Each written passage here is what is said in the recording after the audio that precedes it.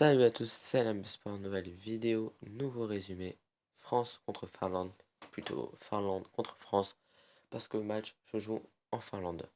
Alors, première période assez calme, pas beaucoup d'occasions pour la France, à part la soi-disant seule occasion de Griezmann qui a frappé, mais c'est passé un peu au-dessus, près de la lucarne.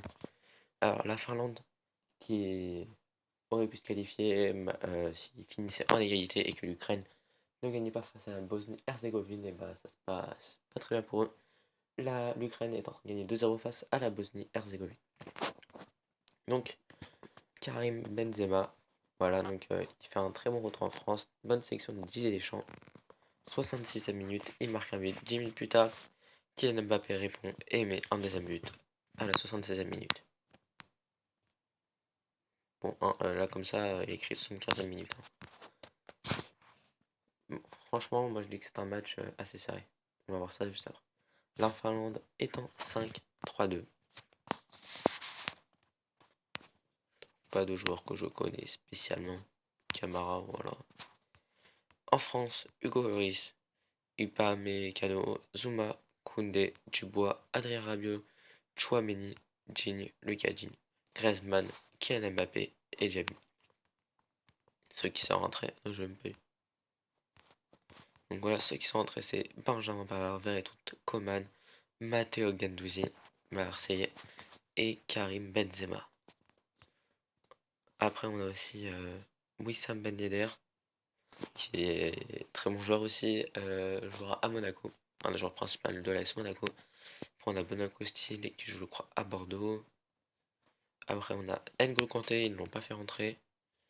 Les frères Hernandez, Areola qui joue au PSG. Donc Didier Deschamps, entraîneur de la France, pardon. Helsinki, c'est le stade où a été joué ce match. Les stats. Alors voilà, 7 tirs pour les deux équipes. Par contre, 5 tirs cadrés du côté français, 1 du côté finlandais. En termes de possession de balle, 54% pour la France, 46% pour la Finlande. Donc vous voyez, c'est assez serré. Il n'y a même pas 100 passes de différence. Leur précision n'est pas excellente, elle est bonne des deux côtés. 4 fautes, 0 carton jaune pour la France, 3 fautes, 1 carton jaune pour la Finlande. 0 carton rouge, 2 hors-jeu pour les Français, 1 hors-jeu pour les Finlandais. 5 corners, donc ça a dû quand même beaucoup jouer du côté français pour qu'il y ait 5 corners, et un seul du côté pour la France.